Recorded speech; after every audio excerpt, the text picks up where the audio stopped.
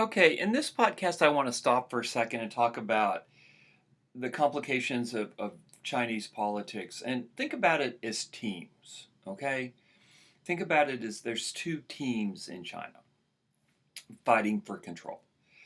Now, the first team are the nationalists under the rule of Chiang Kai-shek. Chiang Kai-shek succeeds Sun Yat-sen when Sun Yat-sen dies.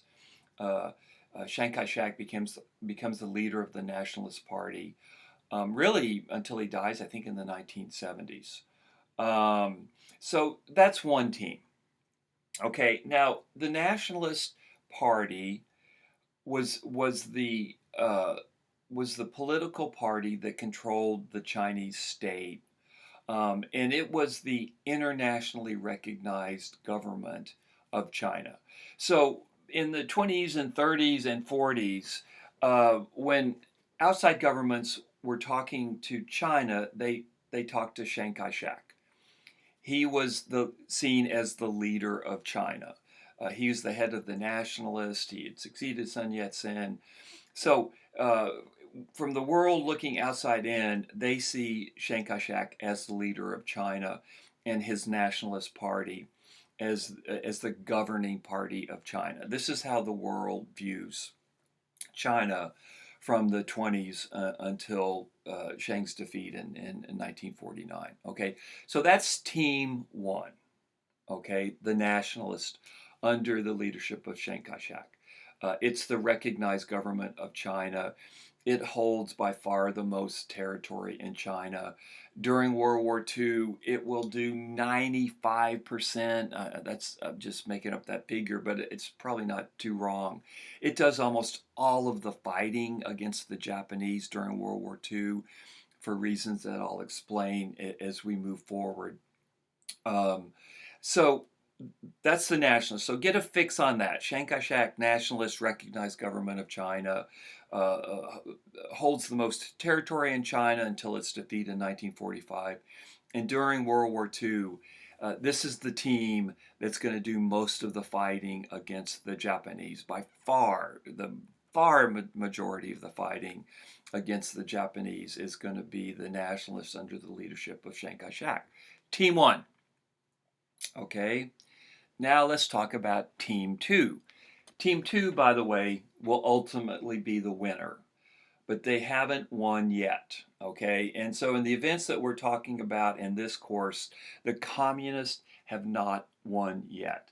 They have not taken over China yet. Okay, if you look on the map on page 79 of Story, what happens is for World War II, the Chinese communists have been driven into north central China by Chiang Kai-shek into Yinan, and that's where the Chinese communists are going to spend World War II. They so they're kind of stuck in this area of China during World War II, and I'll talk about how they ended up there. Um, but what you have is there the for Chiang Kai-shek, he's almost as afraid of the communists as he is of the Japanese. He fears the Japanese more, actually, than he does the communists, but he hates the communists, okay? He really hates the communists, and for good reason, because the communists ultimately kick him out of China in 1949 and force him to go to Taiwan. So that's Team 2. Team 2 are the communists.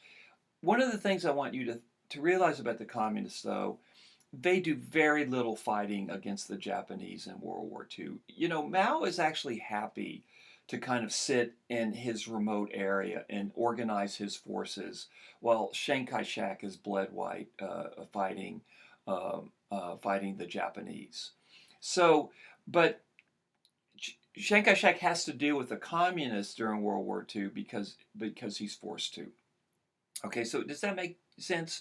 Team one, Chiang Kai-shek, the nationalist government, the internationally recognized government of China, uh, they do almost all the fighting against the Japanese. That's team one.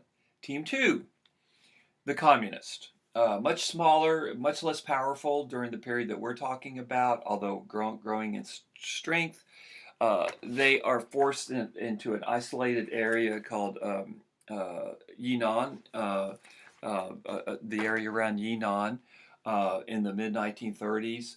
They do very little fighting against the Japanese during World War II, although today you wouldn't know that because the communists claimed that they did most of the fighting. Complete and utter nonsense. They didn't. Chiang Kai-shek did.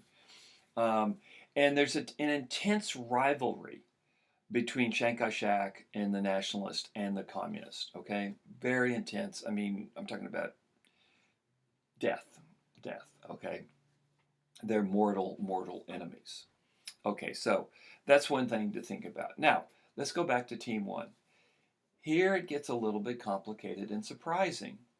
You would think that the communists in the Soviet Union under the dictator Joseph Stalin, you'd think that they would be for Team Two. You'd think they'd be for the communists because they share a political ideology. Well, what you have to remember about Stalin is he is much more interested in his survival than he is in just pure political ideological purity. So what happens is, surprisingly, the communist government in Russia, their victory, it actually led to the rise of communism in China.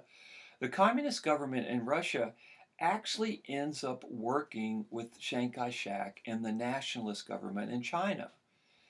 Very surprising if you, on the face of it, but Stalin was a pragmatist. He was a realist.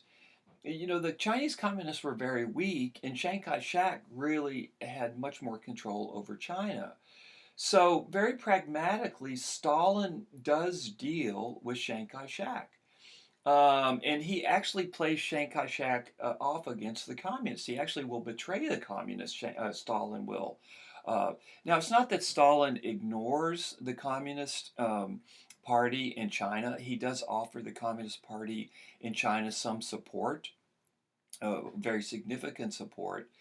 But he's willing to deal with both the Communist Party in China, Stalin is, and Chiang Kai-shek, because this is just the pragmatic thing that he needs to do. So this is one of the other things that's surprising that you need to get into your head as you read this story. Stalin doesn't just 100% back the Communist Party in China.